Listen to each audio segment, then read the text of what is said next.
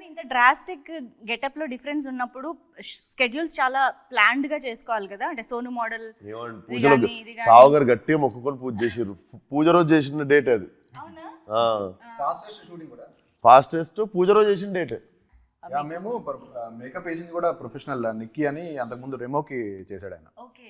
So వాళ్ళని పిలిపించి special care తీసుకున్నాం. సో హెయిర్ ఐస్ అన్ని కూడా వాళ్ళే చేశారు. అందుకని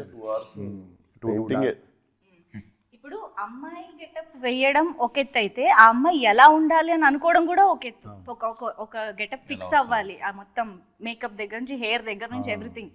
సో దానికి ఎన్ని వర్షన్స్ అనుకున్నారు, మీ మీద ఎన్ని వర్షన్స్ ట్రై చేశారు, అది కావాలి మాకు. హెయిర్ స్టైల్స్ చేంజ్ చేస్తుండే మేము రెగ్యులర్ గా. హెయిర్ స్టైల్స్ చేంజ్ చేస్తుండే, డ్రెస్సులు చేంజ్ అవుతుండే. ఏదో శారీయే కాకుండా దుపట్టా, శారీ, అవి స్కర్ట్ అన్ని వేసారు. కూడా ట్రై చేస్తాం. ఇప్పుడు ఆకాంక్ష ఒకలా రెడీ అవుతుంది, మంజుష ఒకలా రెడీ అవుతుంది కదా. ఇప్పుడు లైలా ఎలా రెడీ అవుతుంది అనేది ఎలా ఫిక్స్ చేయాలి?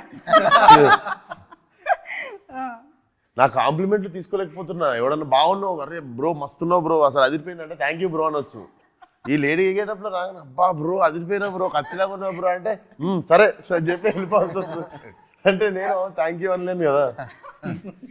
ఈయనకి ఎంత ఈజీగా వస్తుంది ఆ బాడీ లాంగ్వేజ్ అసలు వెంటనే. మూవీలో ఇంకా చాలా ఉంటాయి. కాదు, మీకు తెలియకుండా కూడా ఎప్పుడన్నా లైలాగా ఏమంటారు అన్కాన్షియస్ సబ్ కాన్షియస్ గా యూరోప్ వెళ్ళిపోయినా, ఏమన్నా ఉన్నా కూడా మెల్లమెల్ల సర్దుకొని బయటకు వచ్చేసి రిటర్న్ అవుతామని. ఓకే, సో ఆ బ్రేక్ వల్ల కొంచెం మళ్ళీ విశ్వక్గా మారడానికి టైం దొరికింది.